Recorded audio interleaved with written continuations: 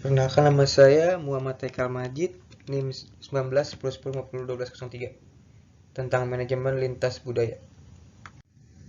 Pengertian umumnya, manajemen lintas budaya merupakan ilmu yang berusaha untuk memahami bagaimana budaya nasional mempengaruhi praktek manajemen, mengidentifikasi persamaan dan perbedaan lintas budaya dalam praktek manajemen dan berbagai konteks organisasi, serta meningkatkan efektivitas dalam manajemen global.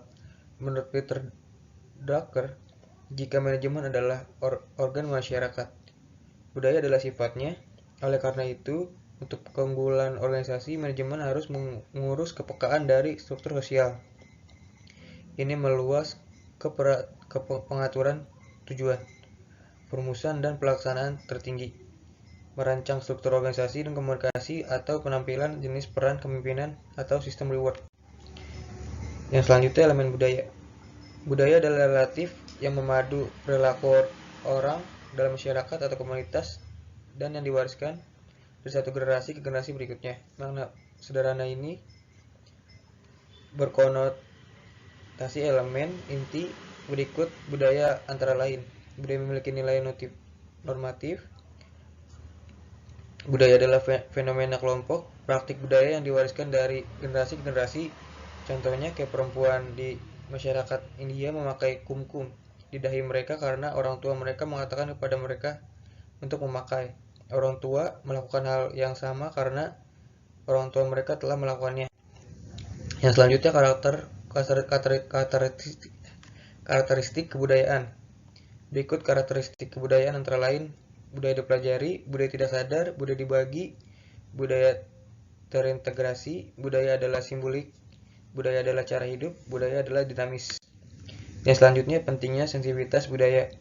Oleh karena itu, setiap manajemen nasional internasional perlu tahu tentang perbedaan budaya antara negara-negara agar dapat berkomunikasi secara efektif dengan pelanggan, pemasok, rekan bisnis, dan mitra di negara-negara lain dan karyawan asing. Melakukan negosiasi dan memahami nuansa postur awal dari pihak lain dalam negosiasi. Memprediksi tren dalam perilaku sosial cenderung mempengaruhi operasi asing perusahaan. Memahami standar etika dan konsep tanggung jawab sosial di berbagai negara. Melakukan pertemuan efisien di berbagai negara dan mendorong peristiwa karyawan. Dalam manajemen, memahami bagaimana orang menafsirkan riset pasar atau informasi lainnya. Assalamualaikum warahmatullahi wabarakatuh. Perkenalkan, nama saya Mariska dengan NIM 19 10 10 50 10 35. Di sini saya akan presentasikan materi yang berjudul rekrutmen dan seleksi staf internasional. Sumber daya manusia merupakan sumber daya terpenting dalam suatu organisasi ataupun perusahaan. Setiap organisasi memerlukan manusia untuk mengoperasikannya. Untuk mendapatkan tenaga kerja yang sesuai dengan kebutuhannya, diperlukan suatu proses MSDM yang dinamakan dengan rekrutmen dan seleksi. Rekrutmen itu sendiri adalah serangkaian aktivitas mencari dan memikat pelamar kerja dengan memotivasi kemampuan, keahlian, dan pengetahuan yang diperlukan untuk menutupi kekurangan yang diidentifikasi dalam perencanaan kepada karyawan. Sedangkan seleksi adalah proses pemilihan orang-orang atau untuk mengisi lowongan pekerjaan di dalam sebuah organisasi. Proses pemilihan dari sekelompok pelamar, orang atau orang-orang yang paling memenuhi kriteria seleksi untuk posisi yang tersedia berdasarkan kondisi yang ada pada saat ini yang dilakukan oleh perusahaan. Sumber-sumber rekrutmen ada dari sumber internal dan sumber eksternal. Sumber internal perusahaan dari lingkungan perusahaan itu sendiri, sedangkan sumber dari eksternal bisa interview, rekomendasi dari karyawan, dari pengiklanan, lembaga-lembaga pendidikan, departemen tenaga kerja, organisasi-organisasi profesi. Instrumen proses seleksi, surat-surat rekomendasi, tes kemampuan, tes kepribadian, tes psikologi, wawancara, dan drug test.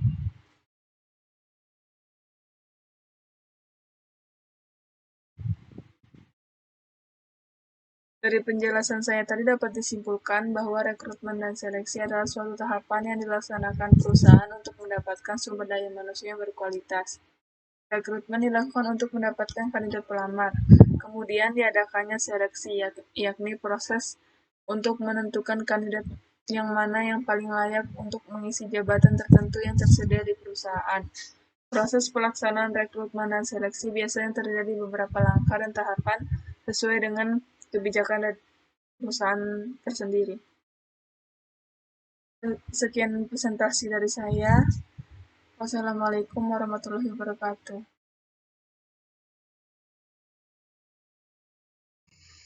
Assalamualaikum warahmatullahi wabarakatuh. Saya Muhammad Dwi Arfiansyah ingin mempresentasikan tentang pasar tenaga kerja dan euro. Yang pertama ada pasar tenaga kerja. Pasar tenaga kerja adalah seluruh aktivitas dari pelaku-pelaku untuk mempertemukan pencari kerja dengan lowongan kerja atau proses terjadinya penempatan atau hubungan kerja melalui penyediaan dan penempatan tenaga kerja. Fungsi pasar tenaga kerja. Pasar tenaga kerja memiliki fungsi yang sangat luas, baik dalam sektor ekonomi maupun sektor-sektor yang lain. Fungsi pasar tenaga kerja yakni sebagai berikut. Yang pertama, berfungsi untuk sarana penyaluran tenaga kerja. Yang kedua, berfungsi untuk sarana mendapatkan informasi tentang ketenaga kerjaan. Yang ketiga, berfungsi untuk sarana mempertemukan pencari kerja dan orang atau lembaga yang membutuhkan kerja. Cara meningkatkan kualitas tenaga kerja. Yang pertama, memberi kebebasan tenaga kerja untuk berkreasi. Yang kedua, tetapkan target dan tujuan yang jelas.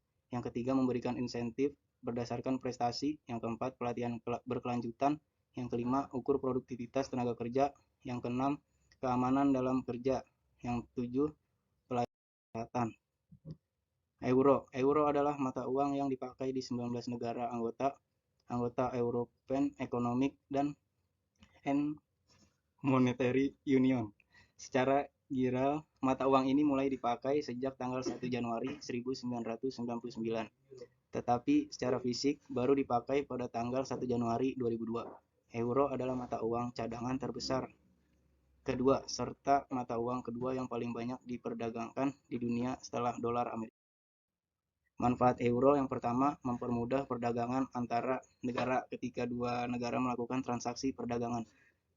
Transaksi biayanya dilakukan dalam US dollar. Yang kedua, suku bunga yang stabil dengan menggunakan mata uang tunggal. Negara yang sebelumnya memiliki mata uang yang lemah akan menikmati penurunan suku bunga mereka. Yang ketiga, paritas harga. Efek lain dari mata uang tunggal adalah paritas harga-harga barang maupun jasa di antara negara-negara pengguna mata uang tersebut. Kesimpulannya, pasar tenaga kerja adalah seluruh aktivitas dari pelaku-pelaku untuk mempertemukan pencari kerja dengan lowongan kerja atau proses terjadinya penempatan dan hubungan kerja melalui penyediaan dan penempatan tenaga kerja. Pasar tenaga kerja berfungsi untuk sarana mempertemukan pencari kerja dan orang atau lembaga yang membutuhkan tenaga kerja. Salah satu cara untuk meningkatkan tenaga kerja yaitu memberi kebebasan tenaga kerja untuk berkreasi serta menetapkan target dan tujuan. Sekian presentasi dari saya. Assalamualaikum warahmatullahi wabarakatuh. Saya Nur Hidayah dari Universitas Pamulang. Di sini saya akan mempresentasikan tentang hubungan industrial internasional. Jadi, apa itu hubungan industrial? Hubungan industrial atau IR dikenal sebagai hubungan pemburuan, menempati tempat penting dalam manajemen sumber daya manusia internasional. Hubungan industrial adalah sistem di mana kegiatan kerja diatur, pengaturan di mana pemilik, manajemen, dan staf organisasi datang bersama-sama untuk terlibat dalam kegiatan produktif. Slide selanjutnya yaitu tujuan hubungan industrial. Di sini ada beberapa tujuan, yaitu pertama, mewujudkan hubungan industrial yang harmonis, dinamis, kondusif, dan berkeadilan di perusahaan. Pemain kunci dalam hubungan industrial internasional. Di sini ada 3. Yang pertama itu karyawan. Disebut karyawan yang diwakili oleh serikat, populer disebut serikat pekerja. Union berusaha untuk melindungi kepentingan pekerja di tempat kerja. Yang kedua ada pengusaha. Perusahaan multinasional dan asosiasi mereka. Fungsi dalam IR adalah untuk menetapkan standar karyawan manajemen, sikap, perilaku, dan kinerja, untuk mengatur syarat dan kondisi kerja, untuk bertindak dengan cara yang adil dan wajar terhadap semua. Yang ketiga ada pemerintah. Pemerintah di sini bertindak sebagai majikan dan sebagai regulator, yaitu mengatur standar kerja dan praktek IR yang lain yang diharapkan untuk diikuti dan dilaksanakan. Sebagai regulator, pemerintah memberlakukan peraturan perundang-undangan dengan tujuan untuk meningkatkan kesejahteraan tenaga kerja.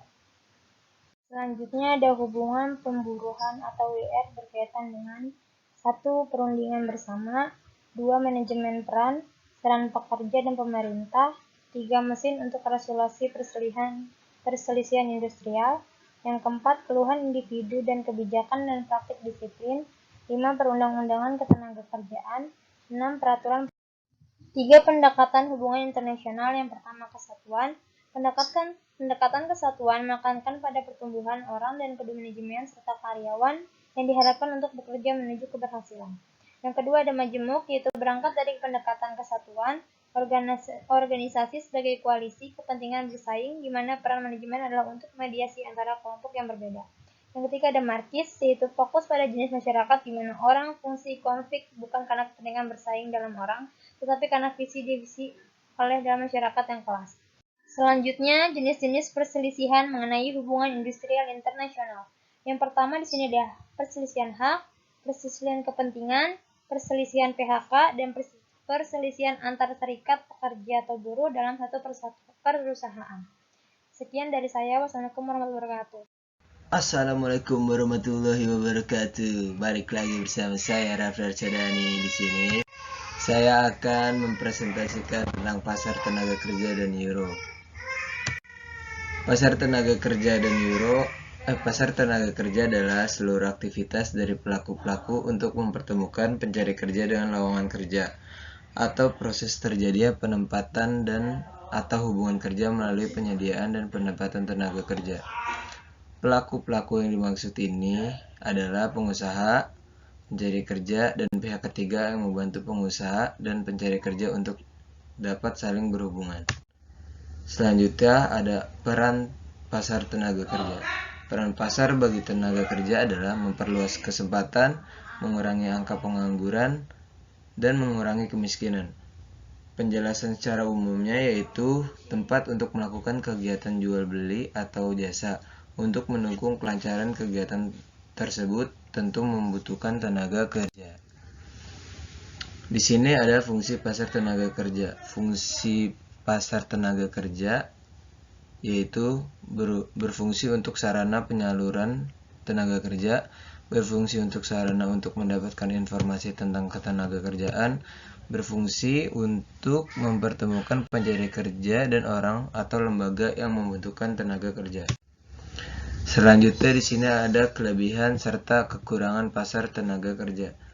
Kelebihannya antara lain, pertama untuk membantu mengurangi pengangguran, kedua untuk membantu bagi pencari kerja maupun pengusaha atau perusahaan yang membutuhkan tenaga kerja, ketiga untuk menambah devisa negara, keempat untuk mudah mendapatkan sebuah informasi tentang lowongan pekerjaan baik di dalam negeri maupun di luar negeri. Untuk membantu dengan cepat mengisi posisi pekerjaan dengan tenaga kerja yang sesuai dengan kemampuan yang dimiliki. Adapun kekurangan pasar tenaga kerja. Kekurangannya munculnya kegiatan pencalonan tenaga kerja, munculnya tindakan penipuan dan kekerasan terhadap calon tenaga kerja. Last slide itu ada euro. Euro adalah mata uang yang dipakai di 19 negara anggota European Economic and Monetary Union atau disingkat MU. Secara digital, mata uang ini mulai dipakai sejak tanggal 1 Januari 1999, tetapi secara fisik baru dipakai pada tanggal 1 Januari 2002. Euro adalah mata uang cadangan terbesar kedua serta mata uang kedua yang paling banyak diperdagangkan di dunia setelah dolar Amerika Serikat. Sekian dan terima kasih.